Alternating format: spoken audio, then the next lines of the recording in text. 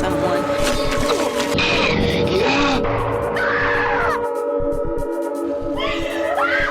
Always trust my gut. Hello and welcome to Gutted. I'm Aleece. And I'm Tony, and we're here to spill our guts about horror films.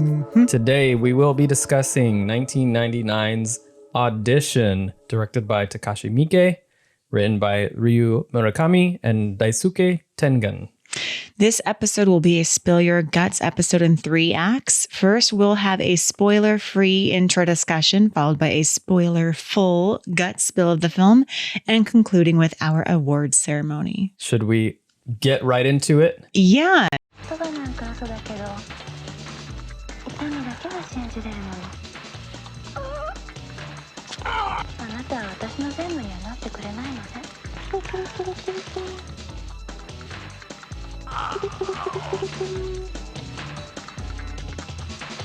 足がなければどこにも行けないでしょ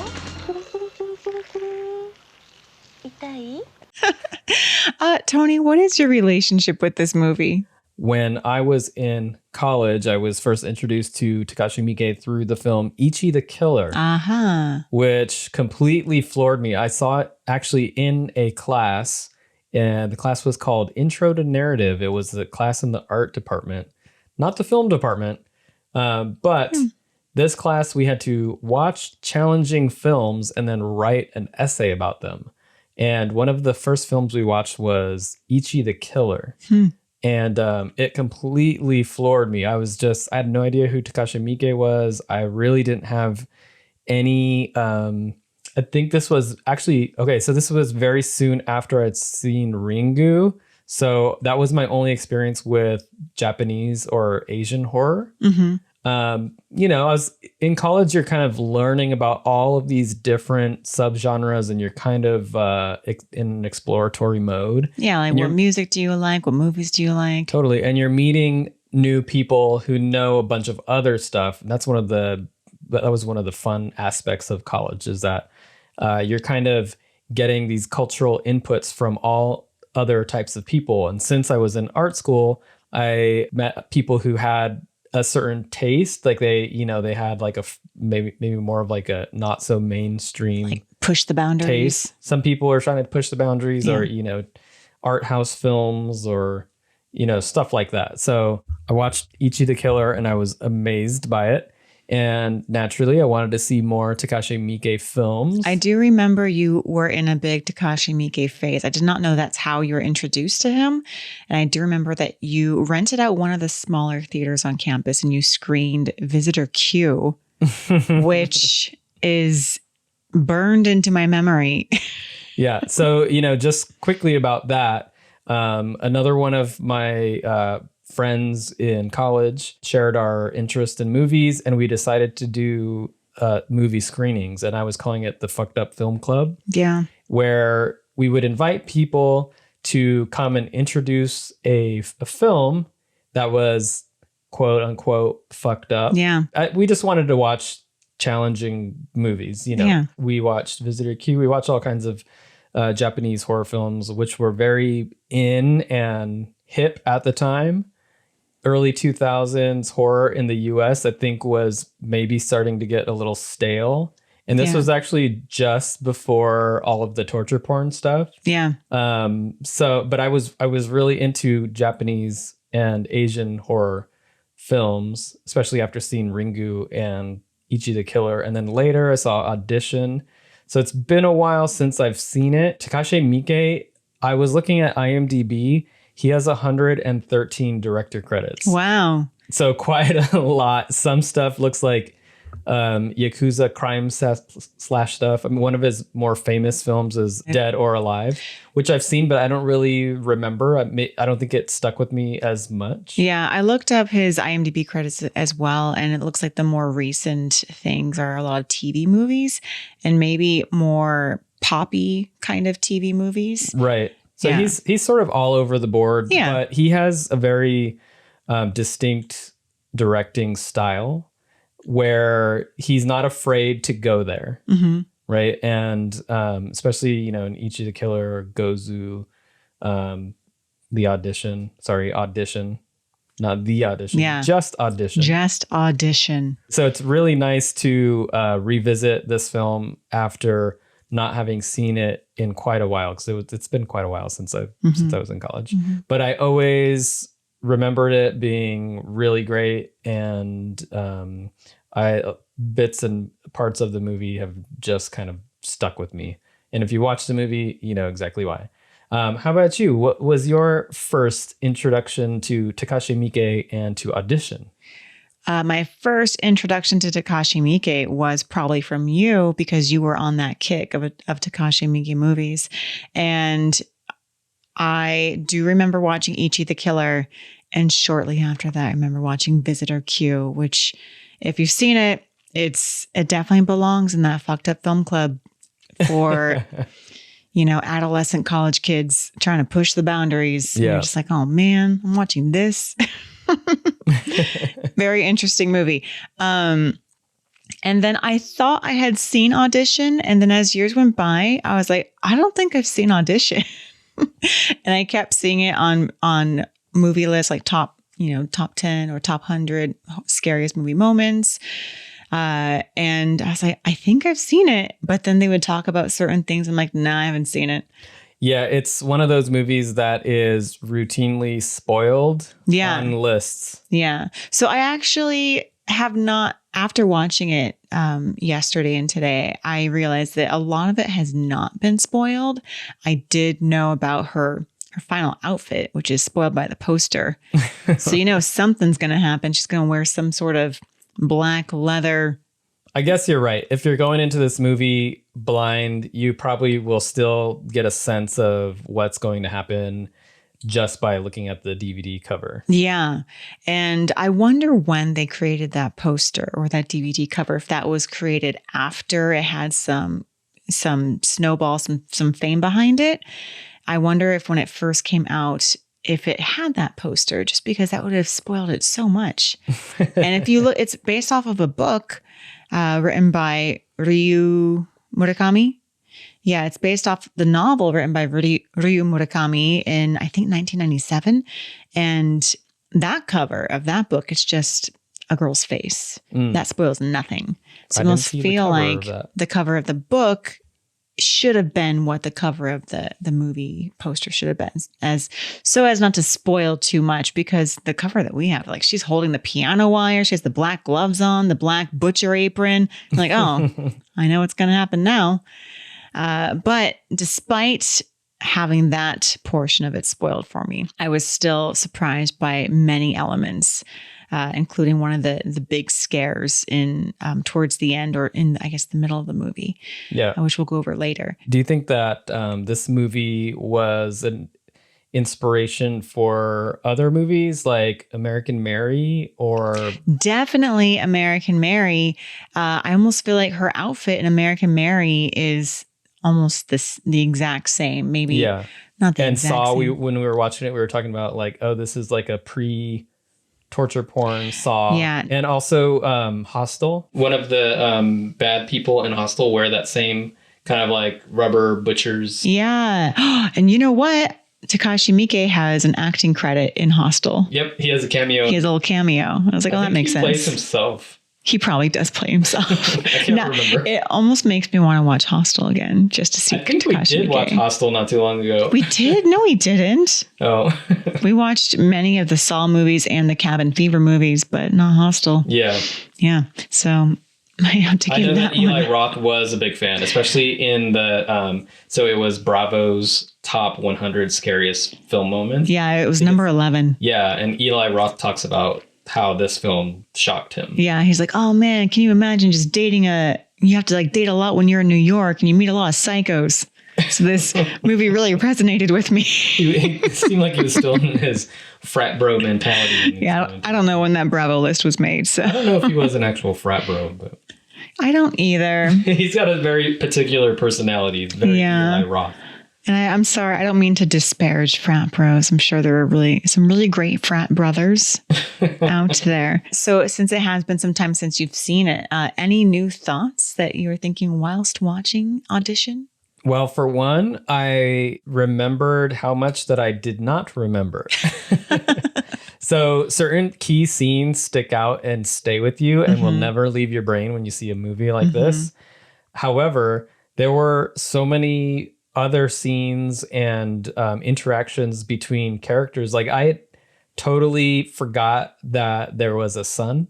And he plays a pretty pivotal role in the movie. Shigeku. Yeah. So I mean, I remember the friend, the like business partner, but I only really remember Aoyama and Asami, the two main characters, and the audition scene, the like actual audition scene, because it was so odd, that has always stuck out to me. Yeah. But a lot of the other scenes, the sort of connect the dot type scenes and the just sort of like character development and the slower scenes, I totally didn't remember as much. Yeah.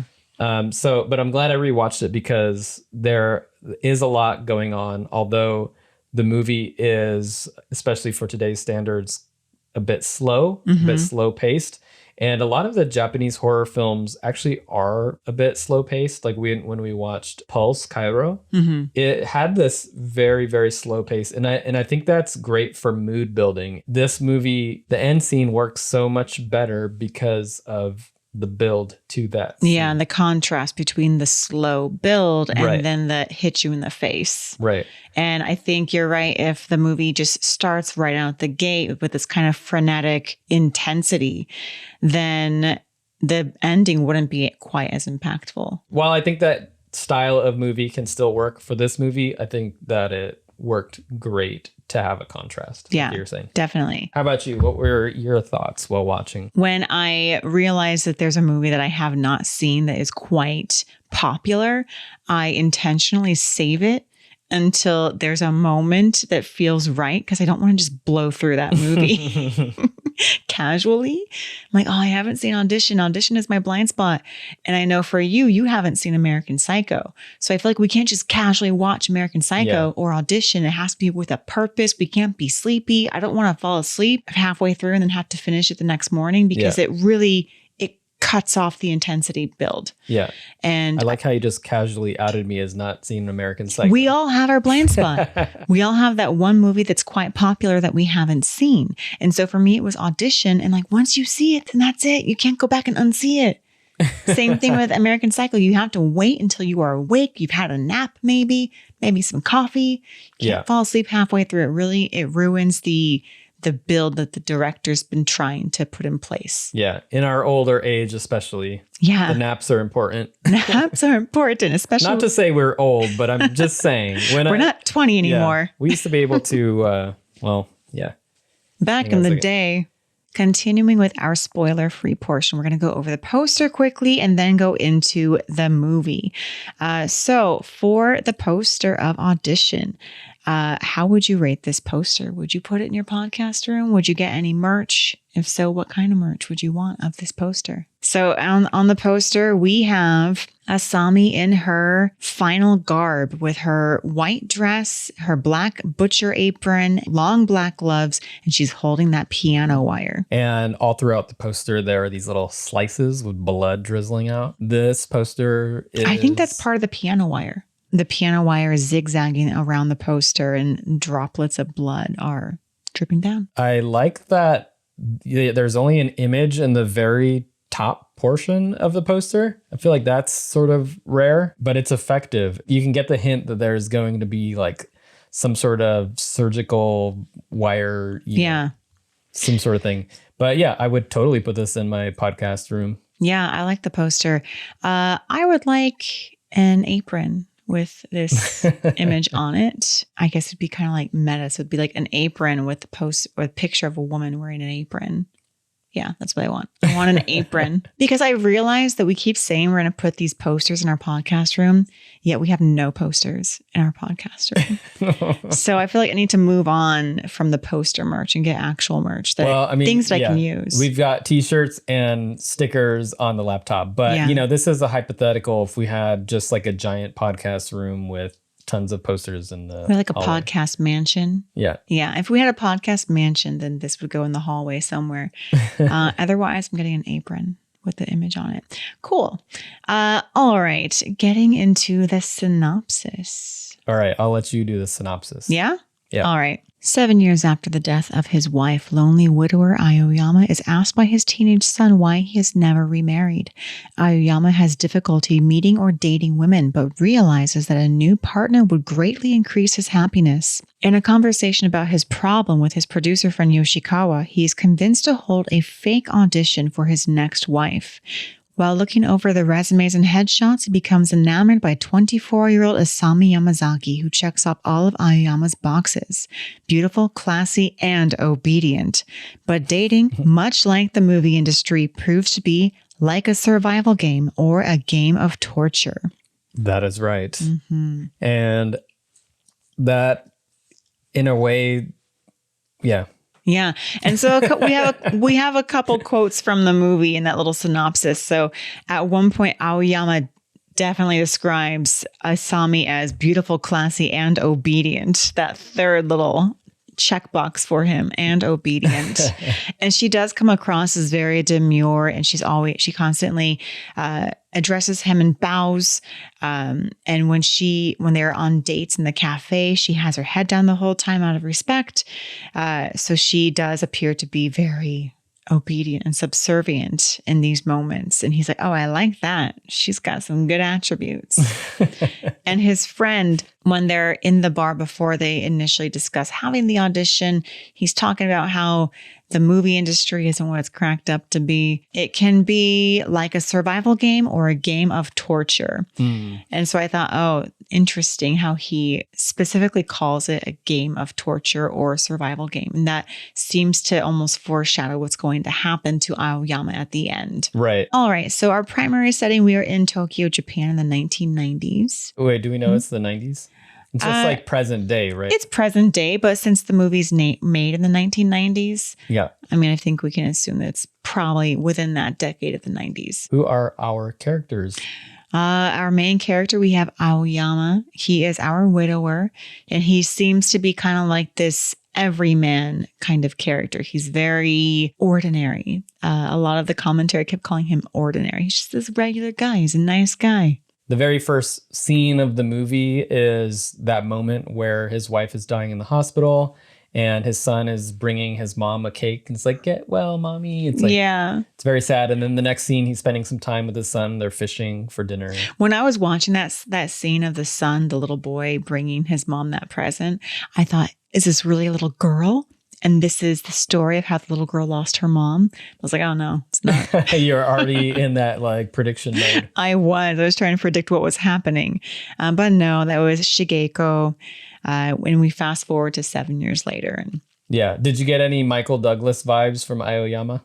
oh, funny. No, I didn't. But I could definitely see him as that Michael Douglas character from like Fatal Attraction. Yeah. I mean, I didn't get the exact vibe, but I couldn't help thinking about Michael Douglas and all of these erotic thrillers that we've been watching. Yeah, we have been watching a lot of Michael Douglas erotic thrillers. Right. And he always plays the everyman, the Yeah. kind of nice guy. Yeah, just looks unassuming and average. Right. Kind of nice.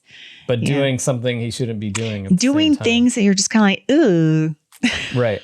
So Aoyama is also about to do that same thing.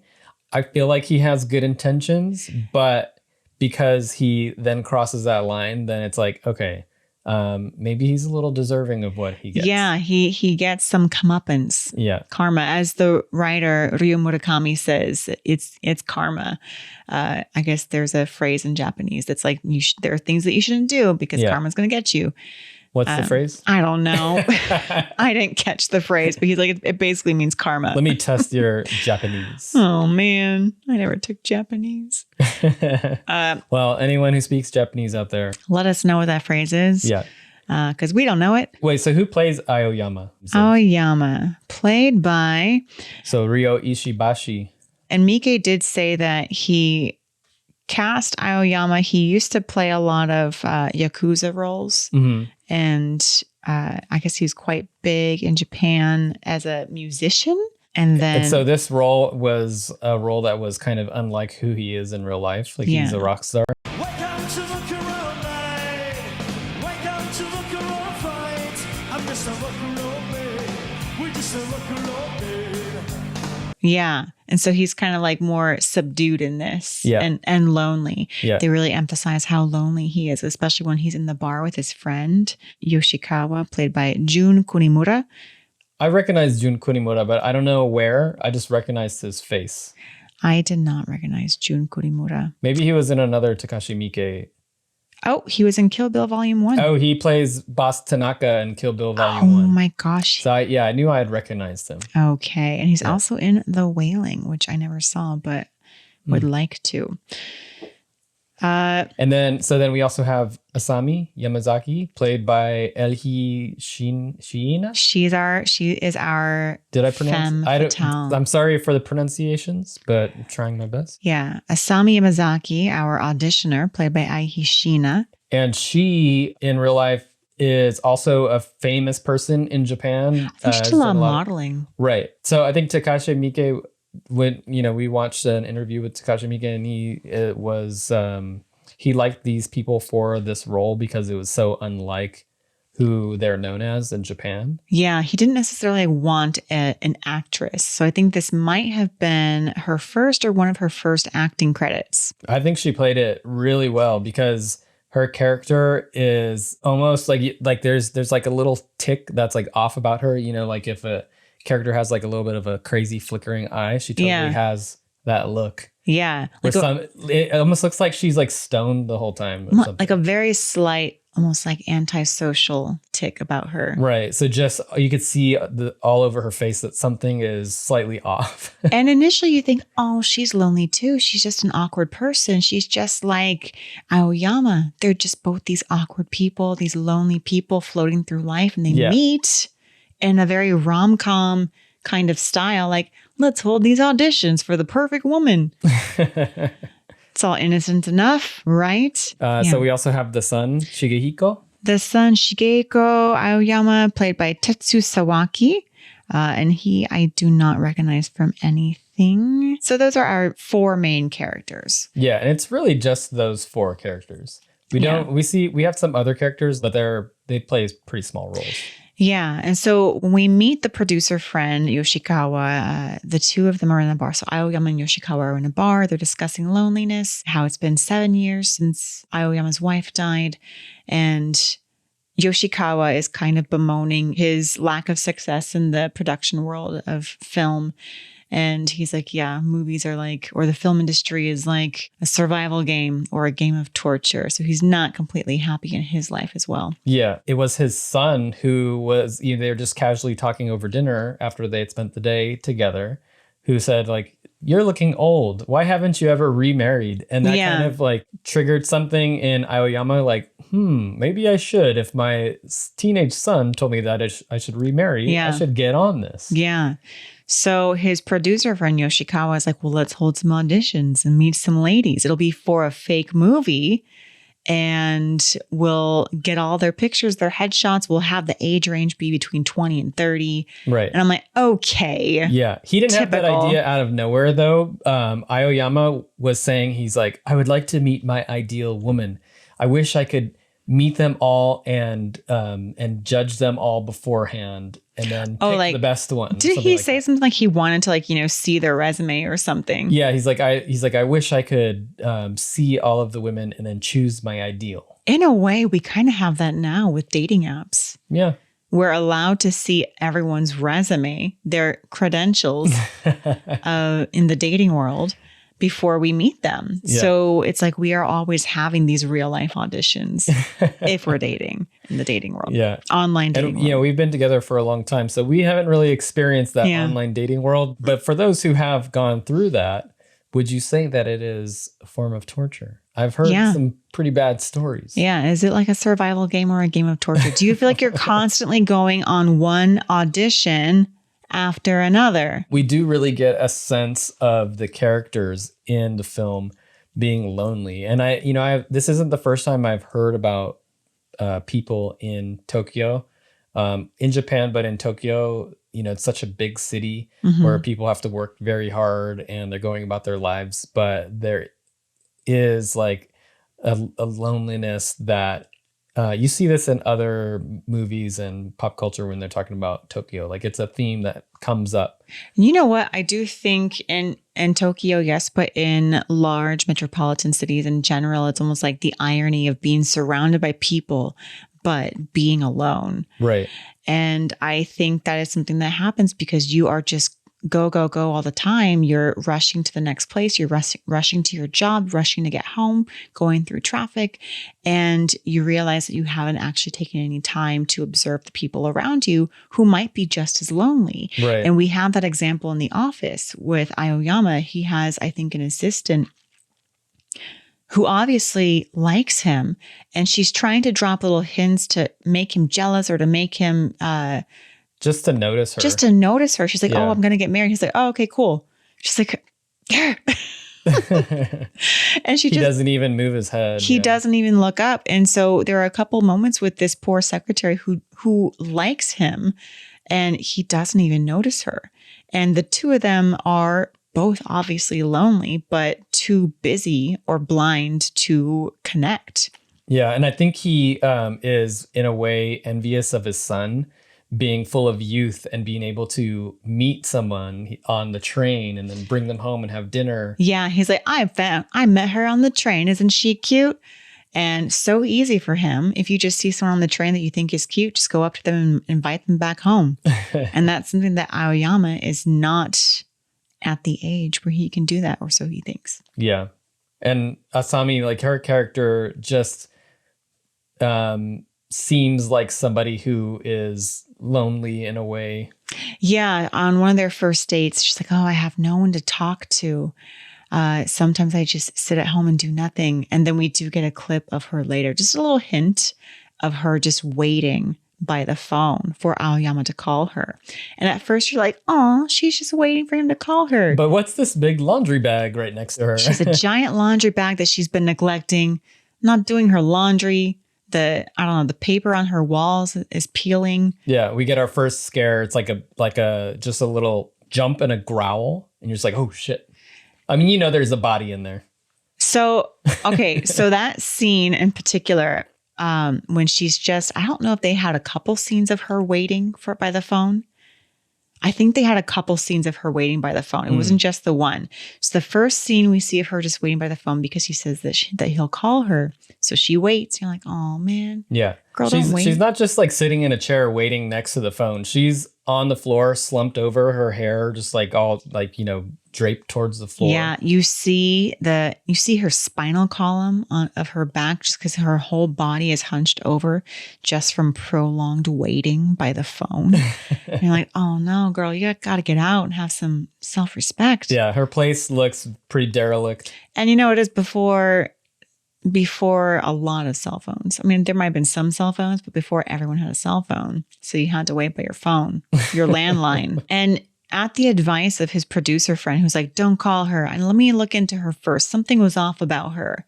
And I was like, why is he saying that? Her audition was fine. Hold on. Let's back up to this audition scene. So the audition scene, after Aoyama's like, all right, let's do it. Let's find my perfect woman.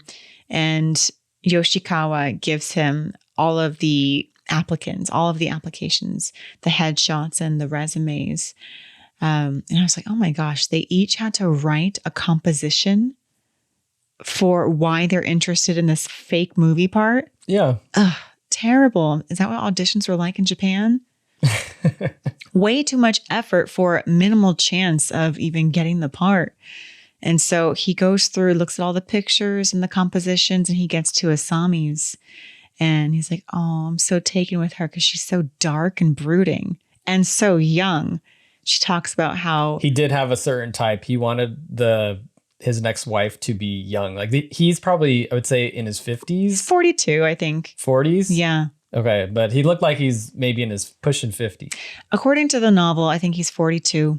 Okay. But he's got a 17-year-old son, so I guess that makes And they did sense. have that comment where he's like, oh, 24, she's closer to my age. Right. Yeah, Shigeko's age.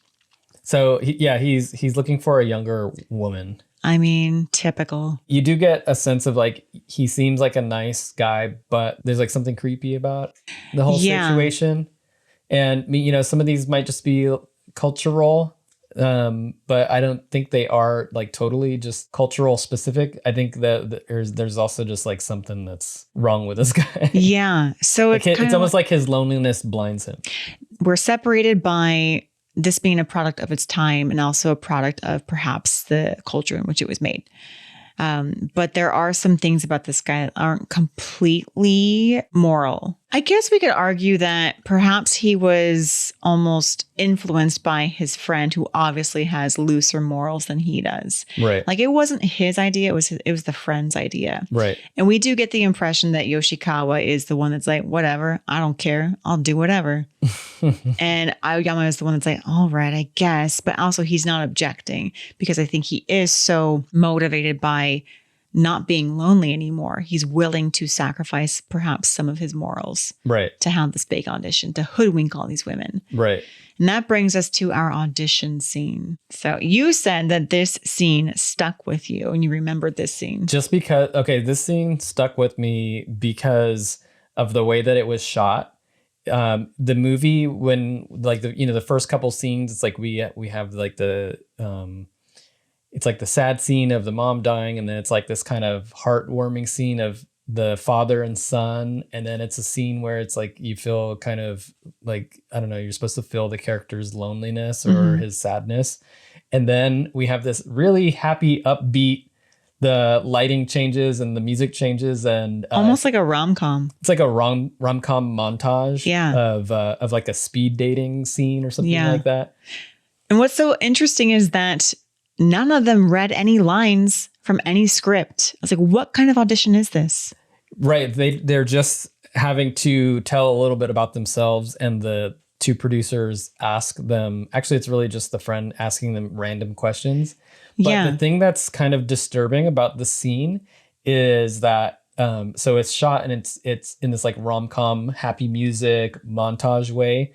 But the things that are being asked of the girls are sometimes a little too personal. Every single thing is way too personal. Like, tell me about your relationship with your parents. Why? Yeah. So it has this kind of creepy undertone to it. And there are some girls who are getting down into their underwear. One girl actually gets nude. She gets totally nude. She might be wearing underwear and heels. And there's no explanation. So you're just thinking to yourself like, okay, it is a bit creepy that these girls are willing to do a lot of different things to get this part. Yeah. And us knowing that it's a fake movie, then it just shows like the sort of control and manipulation that these two male characters have over these female auditioners. Yeah. Like, because they are asking questions about their sex life as well. Like, are you willing to have sex with somebody that you don't like?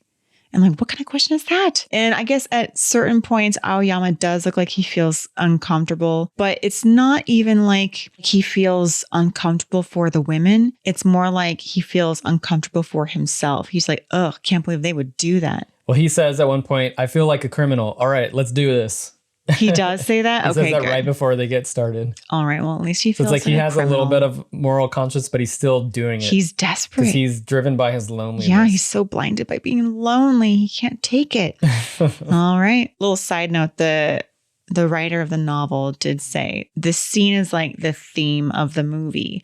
If you hold auditions for a girlfriend, you'll be killed.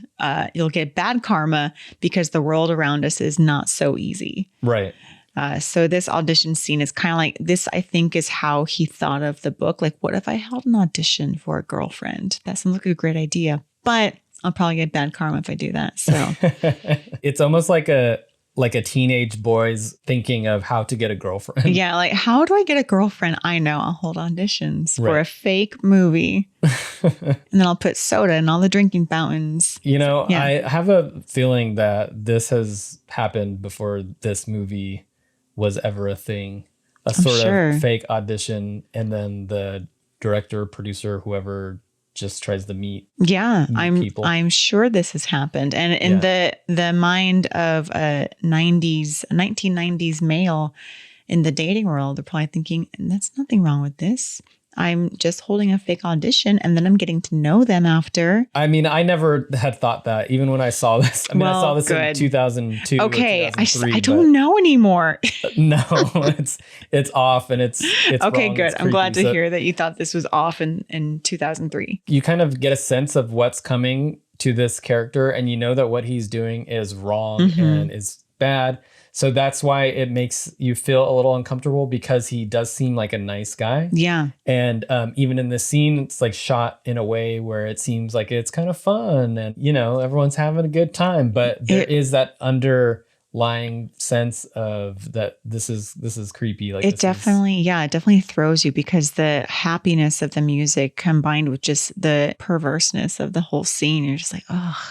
Anyway, we'll move on. The whole audition scene, creepy. And of course, we end with Asami coming in, and she's very demure, and she sits down. She's very polite. She talks a little bit about her ballet and how actually Aoyama, because he like memorized her composition. He's like, oh, so you used to do ballet, right? And you can't do it anymore, right? So he's bringing up these painful memories of her past and just throwing them in her face. And you can see that she's kind of taken off guard. She's like, oh yeah, that did happen. I guess I'll tell you about it, even though I didn't really intend to. Yeah, just interesting. Do you think that her going to this audition, she's looking for another victim, or is she looking for someone to care about her, and she just has kind of like a psychotic mind? You know, and ends up finding a victim. You know, that is an interesting question. Does she go in search of a victim? Is she an actress? Yeah. Well, her story is flimsy. Her She's lying story about is flimsy. basically. She is a liar. So, you know, I don't know. Maybe at the end, I'll have an answer for you. Yeah. I'll come back to that question at the end of this podcast. So after the audition, Aoyama does contact Asami for a date, and they go on a date, and they're having a good time, that nice, cordial conversation. And he's like, okay, I'll call you. I'll be in touch. Then after the date is over, Yoshikawa, the friend, is like, you know, I didn't get a good feeling about her. Don't contact her anymore until I can find out more information. I tried calling her music producer that she worked for, Shibata, and I can't find him. He's been missing for a year. So that's like the first red flag. We're like, uh-oh. Aoyama, he is totally blind in love by this point. He doesn't care. He's like, I'm sure it's fine. He found his ideal woman. Yeah. And he does go on another date with her. And I noticed that her wardrobe changes slightly. On a subsequent date, she is still wearing a white dress, but on top of that, a giant red coat, like a feather boa coat. This is like the most, I don't know, jarring red coat I've ever seen. Yeah, well, you know, fashion in Japan is pushing the boundaries for sure. I just thought it was interesting that in the beginning we see her in all these pure white outfits. Yeah. And then this is like, in your face. She just wants to show how fun and how cool she is. Yeah. How rebellious. I don't know, but it was a very striking red coat. And she has an excuse for why Shibata went missing. She's like, actually, I never met him. I lied to make myself sound more impressive. So I'm sorry that contact didn't go through. Her lines during the date almost seem practiced or scripted. Like she had been working on a story and she'd memorized the story. Yeah. So when she tells the story about like, oh, I have nobody to talk to because I don't know exactly what she says. Yeah, she does have a line that's like, I'm so lonely. I have no one to talk to. She's like, you're the first person to support me. And some of these, I wonder if they are kind of like, you know, lost in translation. I thought maybe that meant something else. Like you're the first one to actually believe me. I don't know what that meant. But he's totally enamored by her. And then in between a couple of the dates, when he really does try to hold off on calling her, because Yoshikawa is like, really, don't call her. Just let me look into this more. And so he does. He waits a few days. And that's when we get the little clips of Asami waiting by her phone with her completely bent over. You can see her spine because she's so hunched over. And you see the giant laundry bag in the background. And you're just like, what's in there? It does look like a body. And then finally, Aoyama breaks down and calls her. The phone rings and she doesn't spring to answer it right away. She lets it ring again and again. And this is when we get one of the creepiest scenes to me that really stood out to me. The camera kind of zooms in on her face and you can see it's just enveloped in her hair like curtains.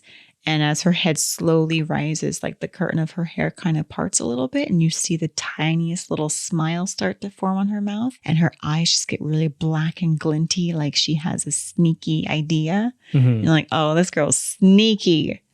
She has a malicious plan. It was one of the most sinister little smiles I've ever seen. Oh, man. And then the body bag just went whoo, and it like growled or something. Just like the sound of the body bag turning over. You're like, oh my God. And it wasn't quite a jump scare, but it was frightening. It was. I actually gasped when we watched it. I was like, oh. Yeah. Even though I knew there was a body in there. I was like, there's a body in there. I thought it was dead. I thought there was a body, but I didn't think it was a live body. Oh, shocking. It's Yeah. just that buildup of something's not right, something's off, even though it's almost, you were saying that it had this sort of like rom-com type feel to the movie. But yeah, I mean, I think that the pacing of the film is definitely intentional. It gives you a contrast to that last 15 minutes. And what did you think about the movie feeling like a rom-com at this point? I mean, it's not going to be a love story, just, because Audition, you know the poster. So you know that whatever you're seeing in the beginning, it's going to take a turn. Yeah. And when I saw that moment with the bag move, I was like, okay, this is it. This is like when you're on a roller coaster and you're going up the roller coaster to get to the peak and you're about to go down. It's like, this is the point where you're almost at the top and you're about to just fly down this roller coaster. That's what that scene was to me. And But did we start flying down the roller coaster at that point? it's like we were still going up. It was like a little fake out bump. Yeah.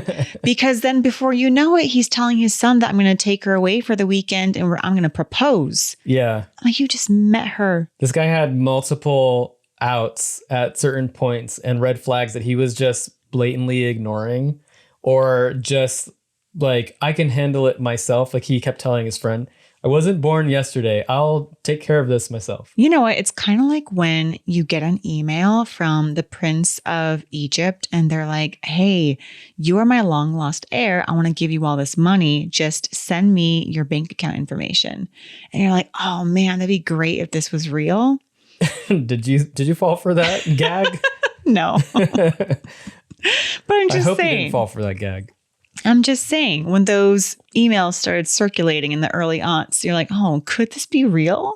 I mean, now we all know they're not real. But I get what you're trying to say, but I hope that nobody has fallen for I'm sure somebody has fallen for that. Yeah, that's true. And if you are watching or listening that you've fallen for that, then I'm sorry, but I could see how that could happen.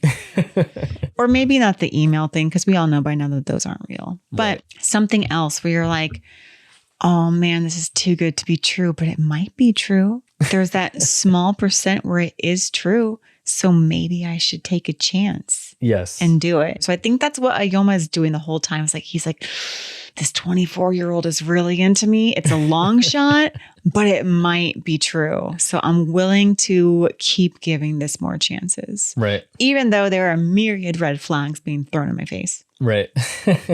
Yeah. So he takes her away for the weekend, and that's when she shows him the scars on her leg. Yeah. She's like, look at my scars. You must love me, all of me, and only me. And she reiterates this several times. She's like, really, I mean it. You have to love only me. He says, yes, I will love only you. Mm-hmm. No backing out now, buddy. Yeah, you're locked in. So then the movie starts to take a little bit of a turn stylistically. Oh, wait, because hold on, really quick, just about the scars.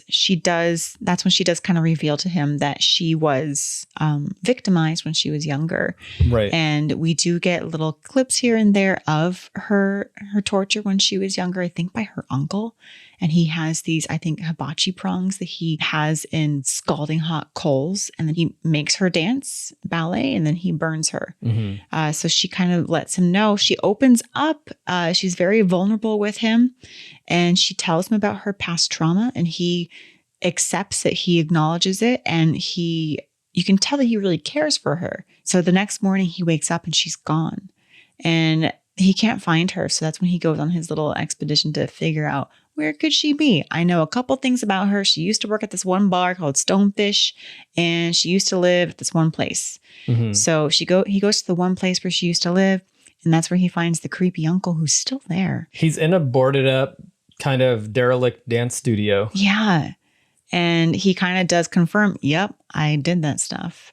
And I almost the uncle also has these sort of like prosthetic feet. Yes, prosthetic feet that are just nailed to some wooden boards. Right. Like, oh, he has no feet. It looks like they were made of clay or something. Yeah, clay on wood. So that's pretty creepy. Pretty creepy. Yeah. And then he goes to the Stonefish bar and he finds a tenant there who's like, oh no, that bar closed down like a year ago. The owner was murdered and it was quite a mess. And he says something like, oh yeah, she was murdered. But what was odd was when the people tried to put her body back together, they found a tongue, an extra tongue and 3 extra fingers. And you're like, oh, interesting. I did think it was interesting that the owner of the bar was a woman who was killed. He said, oh, it's some sort of argument about man at a music studio that she was seeing. And I was like, oh, there's her contact. There's Asami's contact at the music studio. Yeah. So there's like a jealous tussle and she killed the woman at the bar. Yeah. And that story is pretty chilling. Yeah. In trying to find her, he's starting to assemble her backstory and how the story that she told him didn't quite line up with what is actually happening. And it was it's almost like she was telling like a half truth. Yeah. So she did actually go to that bar and she did actually go to this other place. Yeah. But it wasn't exactly as she had said it was. Yeah. And so now he's starting to learn her true nature. He knows that something's off at this point. He goes back home, but she gets there before he does. And she hears on the voicemail, you know, the voice message machine. What do you call those things? The answer machine? Oh, yeah. It's been a long time. Relic of the past. Relic of the past. Yeah. So, yeah, she hears on the answering machine that the son is going to be at a friend's house for the night. Yeah, she's like, oh, perfect. Yeah. The camera even does this shot where it looks at the ex-wife and you can just tell from the camera movement that it was like, there was like jealousy in the camera movement. Yeah, she's like, you had an ex-wife? I don't care that she died 7 years ago. Yeah. And then the camera then points at his whiskey, which he had been drinking every night at the end of his day. And so, of course, he dives into that whiskey. And within seconds, he starts getting kind of blinky. And he's blinking a lot. And his motor movements of his fingers are all off. And he's kind of getting kind of twitchy. Yeah. So now, we are moving into the final act. Yeah. We're at the end of the film. We are at the top of our roller coaster. We already know like what's going to go down. And we have already figured out by this point that Asami is not who she says she is. And he has just kind of figured it out, but I think he's maybe in denial. He stands up and as he's falling back down towards the ground, we flash into a dream montage. When I saw that actor fall, I was like, wow, that was a great fall. He just, from a full stand and just flops back. Stiff as a board, just flops straight back. And I wondered if that was actually the actor or like a stunt man. But either way, it was a great fall. Good fall. Whoever did it. Yeah. And he goes into this little dream montage where you can tell that his subconscious is putting together all of these clues and maybe filling in the gaps. And when we watch the commentary with Takashi Miike, he's like, oh yeah, it's getting some of her memories and some of his filling in the gaps. But I kind of took that as perhaps they really were so intertwined and he really did feel so connected to her that he was able to accurately fill in these gaps. And I was kind of thinking maybe it was he was so enamored by her that when they went on their dates, he was hearing one thing, kind of what he wanted to hear, but then he's flashing back and hearing more of what she actually was telling him. Yeah, he's like, oh wait, she did tell me that, but I blocked that out at the time. Yeah, she was talking about suicide, about being abused. And it was the same exact scene as before where they're on a date. Yeah. But things are just slightly different and the conversation is slightly different. A little bit darker. Yeah. And what I thought was kind of interesting and creepy was that he's going through these scenes. So they're on their second date and then the ex-wife is there and she's telling him like, she's no good for you. She's no good for you. And then we start to kind of get this interchanging amongst Asami, the ex-wife, the office worker in different situations. Every woman that's been in his life throughout the movie is in this montage. And every single woman that he's encountered or had a conversation with is trying to pleasure him orally. So at first, Asami goes for his pants and tries to unbuckle him. And then when he looks down again, it's not Asami anymore. It's his office worker. Right. It's his assistant. And she's like, you don't remember at the Christmas party? I thought you liked me. I thought you wanted more. And that's when he's kind of like realizing, oh my gosh, yeah, this person who I've seen day in, day out and have ignored actually has noticed me. And then we see his son's girlfriend shows up at one point. And I'm like, ew, come on, dude. Well, I took that as all of the bad and the dark side of himself is coming out. Where it's like, yeah, he did something bad to his coworker where he slept with her and then basically like ignored her afterwards. He was maybe lusting after his son's girlfriend. He's clearly into younger girls. Yeah. He feels guilty about dating a new person, and that's why his wife is there on the date as well with his family. So this nice everyman facade is kind of fading in his subconscious dream sequence. Yeah. It's like the one area where you can't hide. And then we do see what is inside the big laundry bag. It is a body, and the body comes scurrying out. And it's this man with long hair. And Takashi Miike explained in the commentary that this is Shibata, the producer, who was having a relationship with the owner of the bar and who Asami murdered. And then she kept Shibata in this bag.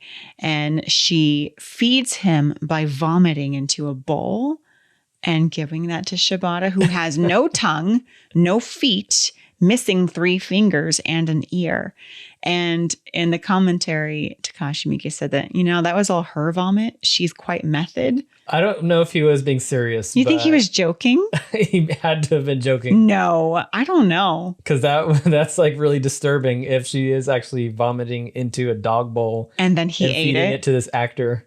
And I don't know. And he's agreeing to this as well. Well, Takashi Miike, he's a funny guy. He is a funny guy, but take that how you will, listeners. Takashi Miike said that was her vomit. She wanted to do that. To me, that came off as sarcasm. I don't know. It was translated. How could you take that as sarcasm? I don't know. Because we did not hear Takashi Miike say it. We heard his interpreter say it. Yeah. That scene, even to today's standards, is very much a creep out scene. It's so creepy. Just the disfiguration of her captive and the fact that he comes out just to eat a bowl of vomit. He doesn't look like he's like crying out for pain. No, he actually looks like he's enjoying it. Yeah, a little bit. Yeah, like he's enjoying being her dog. Yeah, there's some sort of depraved pleasure out of this. And Miike was saying that you can't understand him and it's not translated in any language on the DVD, but what he's trying to say is feed me, feed me. Yeah. It's a very disturbing Very scene. disturbing. And then This is still part of the dream sequence. This is all still part of the dream sequence. I think shortly after that, he kind of, he comes to reality and he wakes up and he sees Asami getting ready in the other room and she's wearing her iconic black leather apron and her black gloves that go all the way up to her bicep. And they are cinched with like these rubber bands. Yes. And the interesting thing about this like final act. So yeah, this really is the payoff for the whole movie. We get a transition from a dream sequence that has different cuts and you kind of don't really know what's going on and different characters are playing different people and all this sort of stuff to a shot that is just one shot with very minimal edits, pretty much shot in real time of her laying out her tools very methodically, grabbing, she has some acupuncture needles. She's got a little syringe, giant syringe with a drug that can paralyze him, but still allow him to feel everything. Yeah. Yeah. Miike said that they made up that drug. He's like, I don't know if that drug actually exists, but it does for the movie. And she's explaining to him, as a psychotic person would do, exactly what she is going to do to him. And then she does it. Almost like a doctor. She has this affect and this tone of voice that seems very soothing, like a doctor would have. Like, okay, don't worry. This is what we're going to do. I have given you this serum that will allow you to feel all the pain. Because that's when we can figure out what kind of man you really are, is when you feel all pain. It's like, now let me just inject you in the tongue with some stuff. Yeah. Here. Yeah. And I'm going to put these little acupuncture needles into the most painful areas of your body. And I'm going to say this really soothing little phrase, like, kitty, kitty, kitty, kitty. that little sound. And I guess Miike said it's like an onomatopoeia when you're going like deeper and you're trying to like ease the pain. You go, kitty, kitty, kitty, kitty.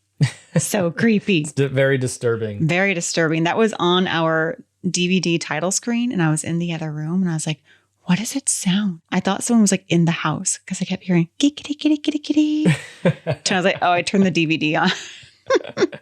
Whew, creepy. I love, how they do have the first, when she's laying him out onto the tarp, the camera is pulled way back, but kind of askew, almost like it's like a security footage camera. Like you just happen to be a fly on the wall. And if you were a fly on the wall, this is the exact angle that you would have. And then as she gets closer to him and she puts the needles into his body and his face. And you could tell she's going way deeper than an acupuncturist would go. I know. She's not skilled. She's not licensed in acupuncture. She's not jamming them in there. She's putting them in slowly. Very so you slowly and twisting his them. Torture and his pain. But it's okay because she's saying kikiri kikiri kikiri. And then she proceeds to put them in his eyelids. And you're just like, oh. And this is one of my favorite camera angles, is like the camera is like his face. And we feel like we are Aoyama in this moment. And we just see her face full on looking so sweetly at us. And she's gleeful. She's so gleeful and sweet. And she's like twisting these needles into his eyelids. And for the third one, she actually closes her eyes. Like it feels good for her to do this. Oh, you're like, oh man, she's crazy. I loved it. And she says something to him. She says, you guys collect many girls from auditions. You make them fail. Then you contact them later when you want sex. You're all the same. This is how she rationalizes what she's doing. This is just pure and sweet revenge. But I really think she just likes it. Well, she is completely, she's a tormented soul. She was a ballet dancer, 7 years old, abused by her uncle. So you think that her psychosis was created? Yes. People who are abused become abusers. And yeah, this little girl, if she had a good upbringing, she probably would have grew up to become a ballet dancer.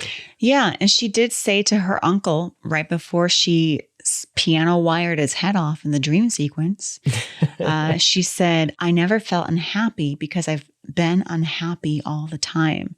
So kind of to say that she wouldn't know the difference. She doesn't know what happiness is. Yeah. Because she's only ever known unhappiness. So she's totally just enacting the pain upon others. That she felt as a child. That she felt her as a child, but her whole life. Yeah. Yeah. And somehow, as she got older, she began to enjoy the pain that she began to inflict. Right.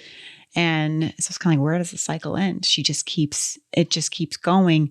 But you definitely do get the sense that when she's inflicting pain, it makes her feel better. It's like a release for her. Yeah. And the actress portrayed that very well. You're like, oh, this feels good for her. And we get to feel Aoyama's pain as well. He's like doing a paralyzed twitch where his fingers are really twitchy. Yeah. He can kind of scream out a little bit, but he can't really He can't really articulate. He can maybe make some guttural sounds, but he can't call out for help. It's kind of like when you're a viewer and you're watching a movie and you just go, yes. And we watched this. That's what he's doing the whole time. I know. We watched this twice now in the past 24 hours. And both times I was just like, my fists were clenched when she gets that piano wire and she wraps it very gently around one of his ankles. She says, this wire can cut through flesh and bone.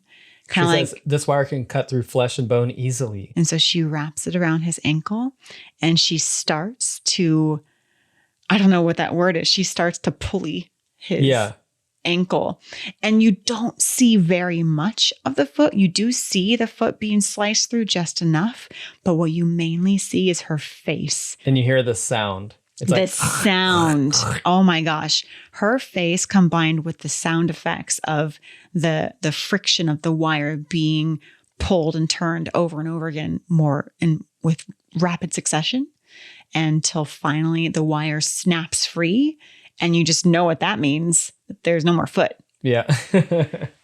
Oh, that scene. But wasn't this your one of your favorite moments? I loved this scene because right after that foot comes off, the camera again goes even more removed. It's like the fly on the wall couldn't take it and the fly went outside. And so now we're from outside the sliding glass window and we're just watching her without sound. We see the profile of her face still smiling with glee. And she takes the foot and she casually tosses it against the window. And then she gets ready and braces herself for foot number 2. I loved her in this scene. And Miike said, I did not give her direction in this scene, gave her very little direction. That smile, that glee on her face, that's all her. Yeah. She's cutting off the second foot. Then the son returns home and finds his dad.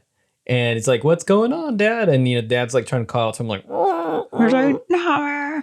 Yeah. And she scurries away quickly, but grabs like a little vial of a spray. We have to just guess that it's like chloroform spray. I was just like, wait, is that hairspray? Like, is that? You thought it was perfume? Yeah. I'm going to make you smell good.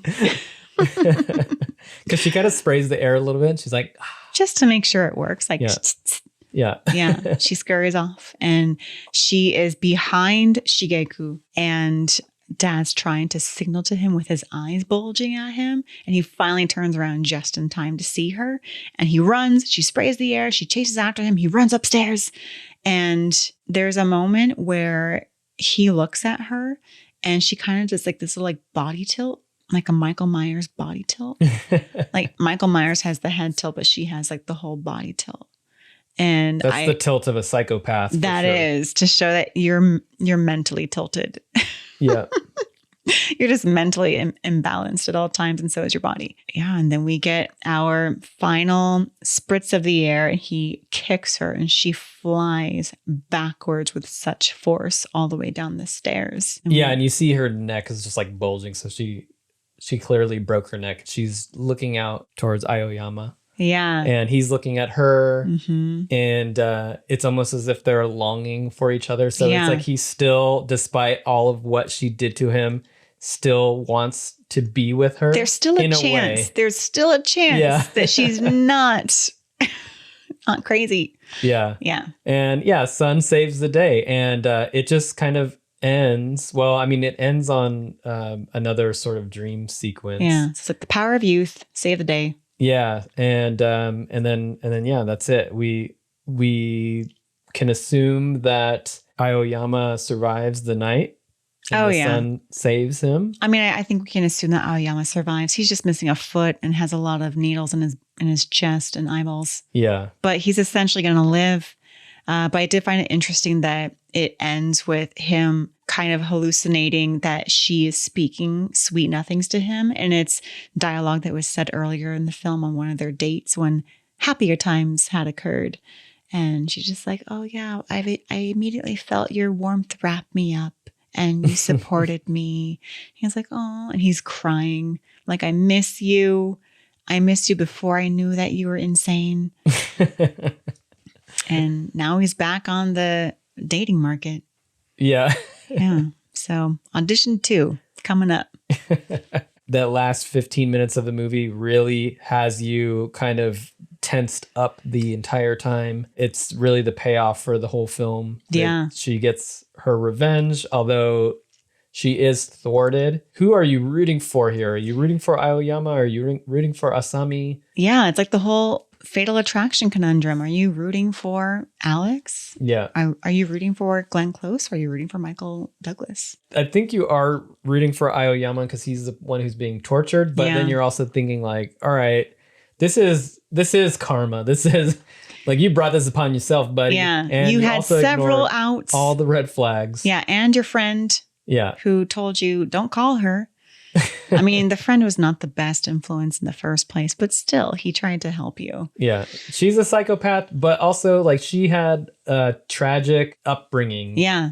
And then the final shot of the film is her as a little girl lacing up her ballet slipper. Yeah. And so it's almost like, okay, well, maybe she's finally been released from the pain of her trauma and she gets to perpetually just be this little girl that wanted to do ballet. Mm. So maybe that's how she Nice gets little metaphor there. Yeah, that's how she gets to be freed in the end, is that she gets to perpetually be the little girl that wanted to do ballet. Yeah. Yeah. And, you know, shout out to the funky end credits. It's like really happy music. He's done that before. So he did that with One Missed Call, which is one of my favorite Japanese horror films.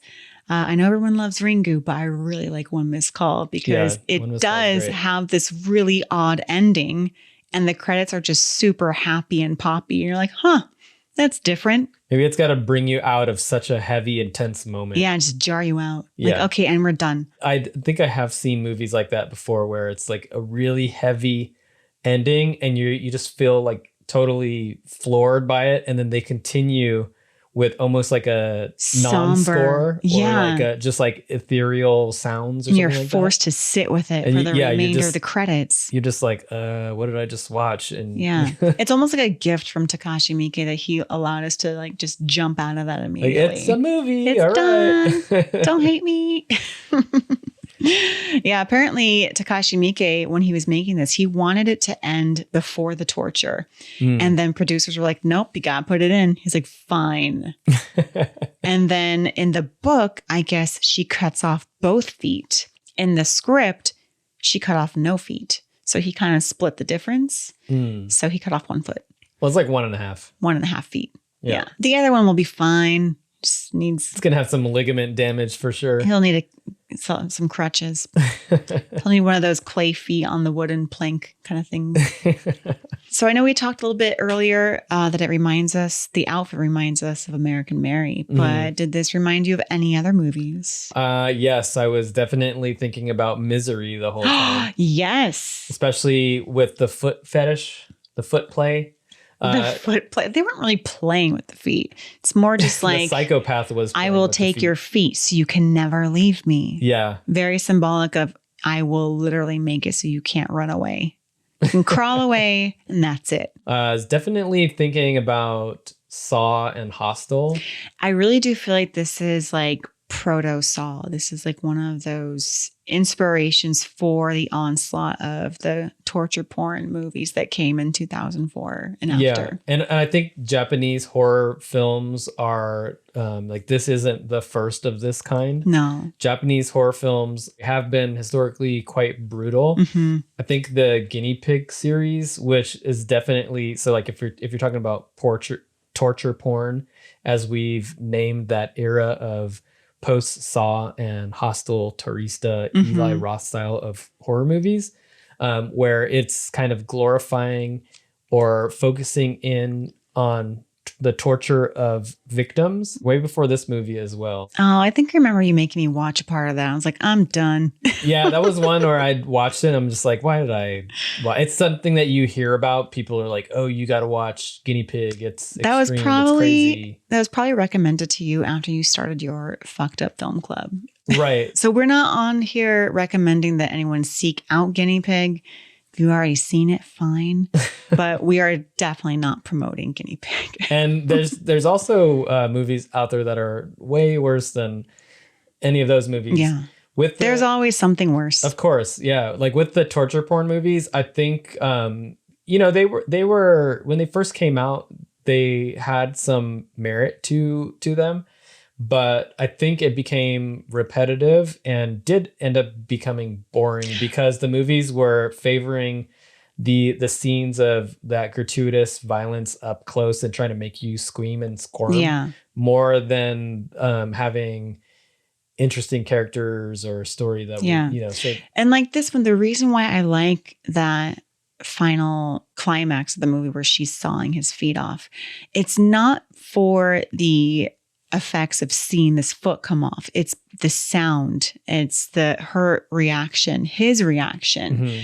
And you're getting all of that. And you're not just getting 5 full minutes where the camera focuses in on this foot being sawed off. You get a hint of that briefly, but not very long. Yeah. The majority of that scene is her and how gleeful she looks. Yeah, you're right. And the reason why that whole scene worked was what we were saying before is it's this build up to, it's like, who is this mysterious person? We know there's something wrong with her. Yeah. But we don't know exactly what she's going to do or how sick she is, how tortured she is until we see that final scene. Yeah. And because of the mystery and the sort of general unease of the first part of the movie, that last scene really hits you hard. Yeah, very impactful. Yeah. Okay, so now versus then, because this one came out in the 90s. Would you say that this is a pumpkin, Twinkie, or wine?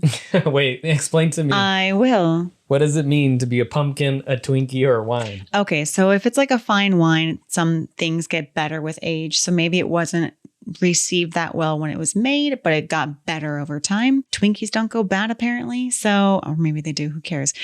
So Twinkies are just as good as they were back then. Or is it a pumpkin? One of those that looks cool at first and then slowly over time withers into a moldy mush. I think for Audition, I'm somewhere in between Twinkie and wine. Yeah. You know what? I'm going to give it a wine. You think it's gotten better? I think I'm able to appreciate it more now, having looked back at it rather than, when I was in my early 20s. Yeah. I'm able to appreciate a little bit more of the nuances of the film, having seen it.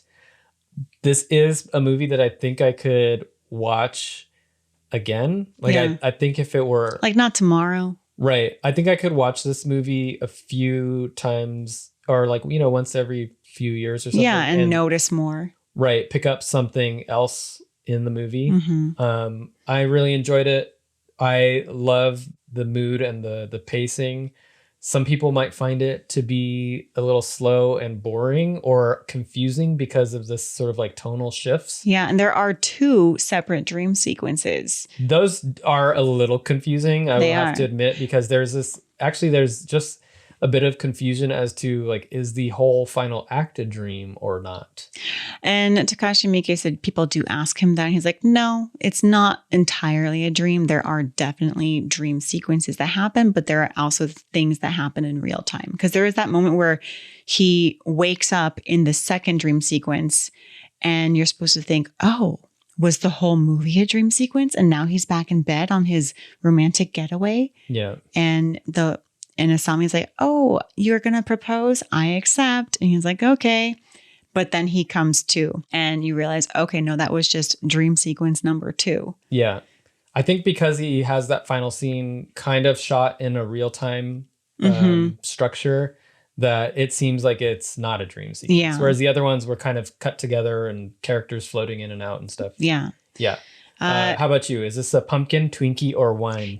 Because this was my first time seeing it, I can't really say, but right. I can see how this would be a wine for you. I feel like college me would have perhaps missed a lot of the nuances, still enjoyed it, but more post-college me would call this a wine, because I feel like there would have been things like you said that I would have picked up on more having seen this now as opposed to then. Well, did you feel that Audition was a movie that was hyped up for you? And do you think that it lived up to the hype?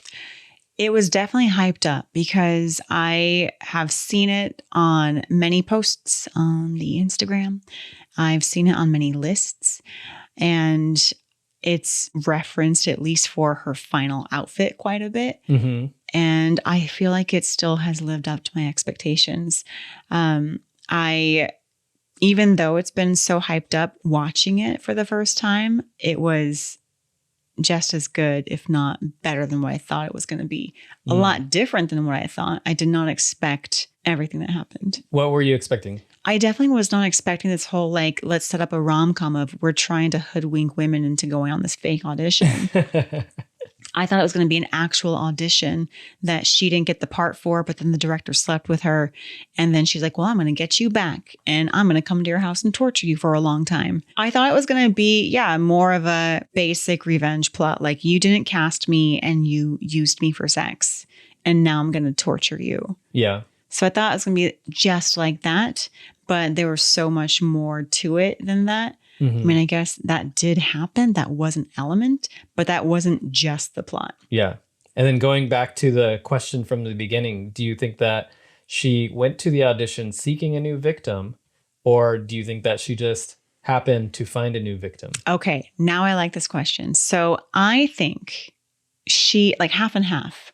I think she went to the audition knowing that there would be some shady men that would notice her and try to take her out. I do think she has a thirst for what she does.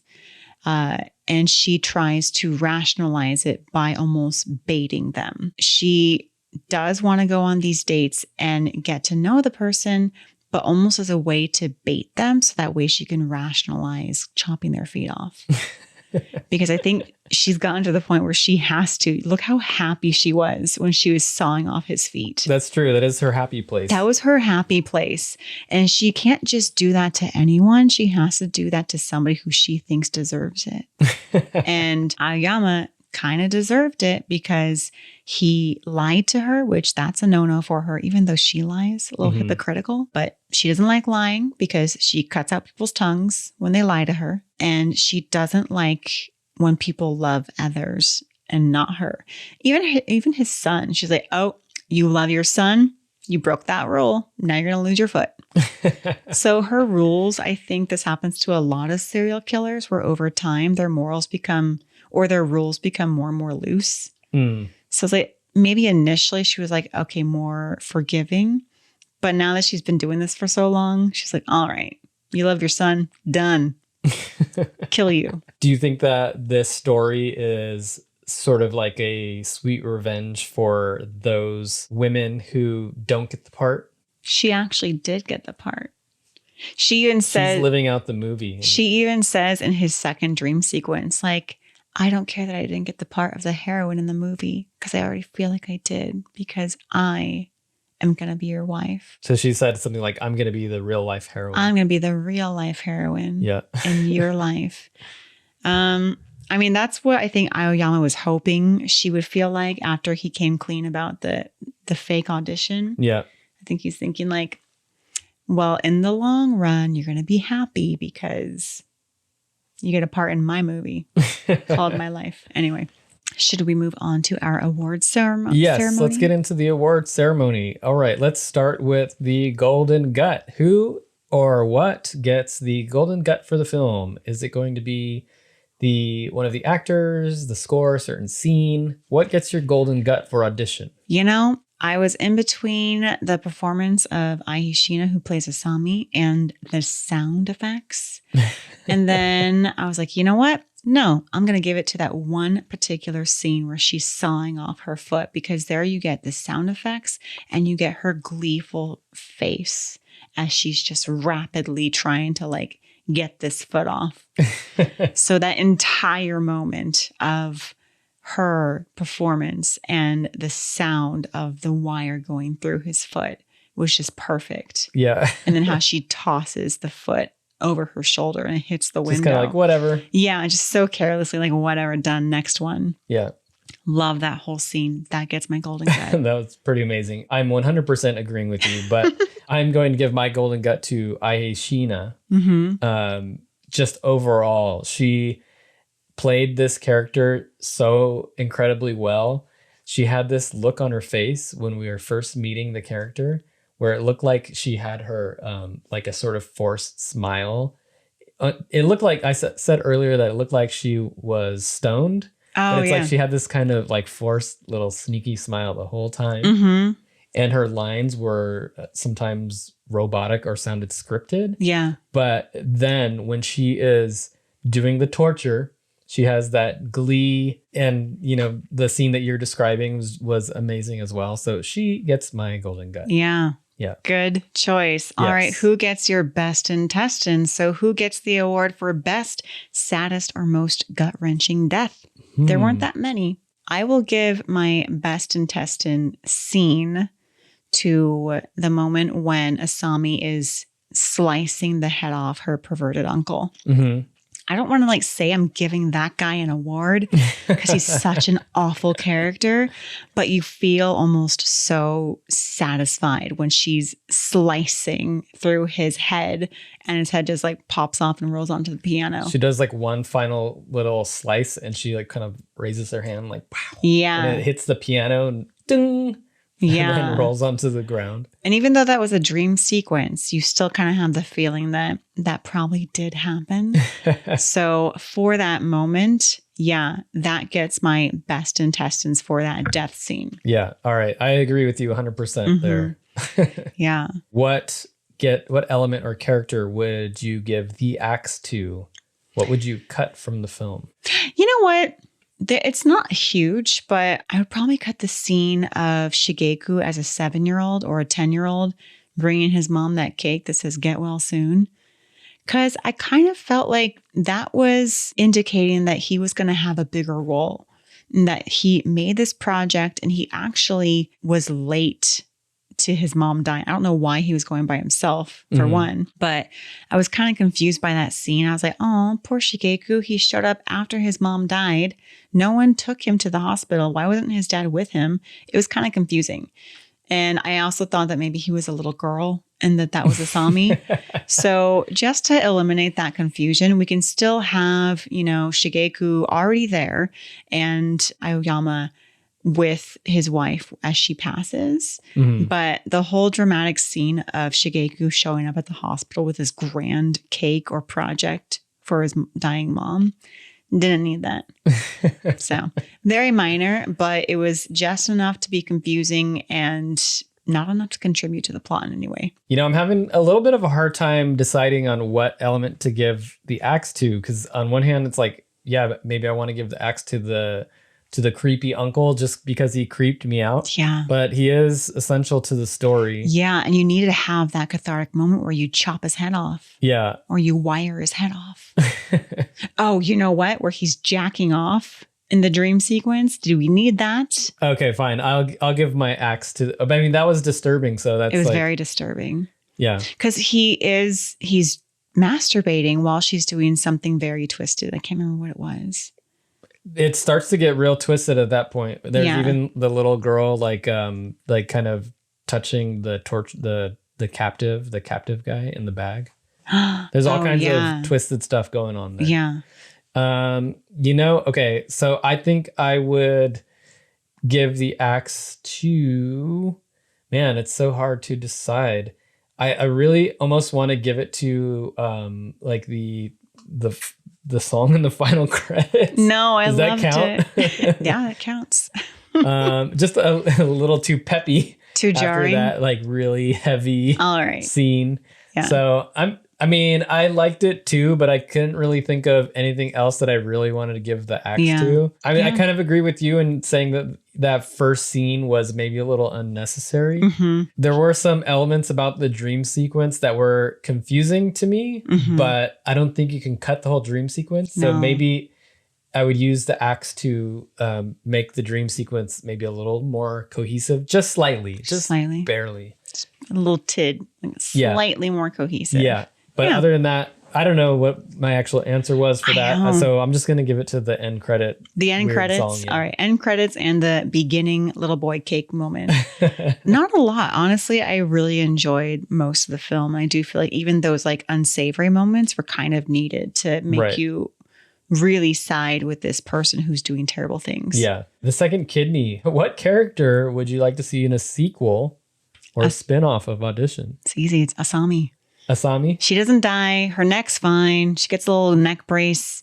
She meets up with Annie Wilkes and they go on a road trip together. It's like traveling sisterhood of the Yaya pants. Of the Yaya pants? Yeah. What's that movie? I know I got some of the words right. You got but I some don't words think in I there. did Yeah. get most of the words right. Sisterhood of the traveling pants. Sisterhood of the traveling pants and the Yaya sisterhood. It's two different things. Yeah. Let's see. I'll give the second kidney to the son. Maybe we need to see what Shigeku? Shigeku. Maybe we need to see what his life is going to be like after this traumatic event in his. Oh. Yeah. Maybe he becomes a torturer himself. But he was never tortured. He just walked in on torture. Yeah. If he becomes a torturer from that, I'm like, come on, dude. Grow up. Okay, fine. Maybe he goes to auditions and becomes like an enforcer of proper audition etiquette. He goes to verify that the movie is actually being made. Okay. And that the people who are involved in the audition are being treated well and fairly. It's just like one of those like sexual harassment videos that you have to watch when you get a new job. Yeah, it's basically an HR training video. It's an HR Audition training. 2. All right. I like that. Yeah. If that was my HR training video at my new job, I'd be like, all right, this is going to be a good job. All right. And overall blockbuster rating. Is this going in the back alley dumpster? Is it in the bargain bin, the main shelf, or a staff pick? Audition is a staff pick for me, for sure. I know. This was a staff pick for me too. This was very enjoyable. It lived up to the hype. And especially if you're, say, like you're featuring Asian horror. Audition is definitely there in the top realm, the top rings. Yeah. Top somethings of Asian horror. Although there's so many good ones. Is there anything that you learned from watching Audition? I learned that, the dating scene is rough, but don't take the easy way out. You have to get out there and you have to try. You have to put in effort. Anytime you go and you just like shortcut something, it will get you in the end. Yeah. In the words of Ryu Murakami, if you try to get a girlfriend, if you hold auditions, hold on. You really flubbed that. Hold on. In the words of Ryu Murakami, if you try to hold auditions to get a girlfriend, you will be killed. End of lesson. Right. I like that lesson. All right. So that about does it for this episode. If you like what you heard, please like, subscribe, follow, give us a rating, or you can send us an email at guttedhorrorpodcast@gmail.com. Or if you're interested, check out our Patreon page and give us suggestions about what movies you want us to cover next. All right. Thank you for watching and or listening. This has been another episode of Gutted.